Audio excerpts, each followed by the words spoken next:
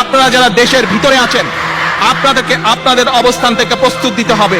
আমরা অতি শীঘ্র আন্দোলনের ডাক দিচ্ছি এবং এই আন্দোলন সেই আন্দোলন হবে যেই আন্দোলনে নারী, পুরুষ, যুবক, তরুণ সকলে পার্টিসিপেট করতে পারবেন।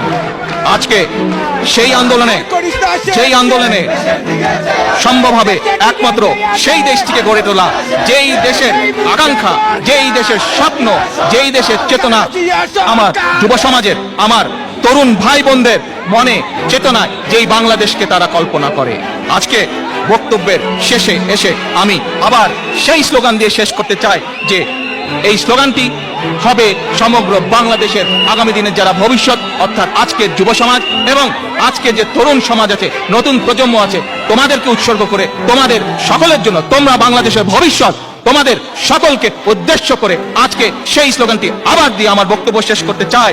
যদি তুমি ভয় পাও তবে তুমি শেষ, যদি তুমি রুখে দাঁড়াও তবে তুমি বাংলাদেশ।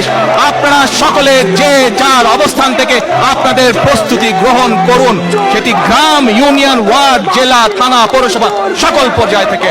ইনশাল্লাহ আপনাদের সাথে আন্দোলনের মাঠে দেখা হবে। আল্লাহ হাফেজ।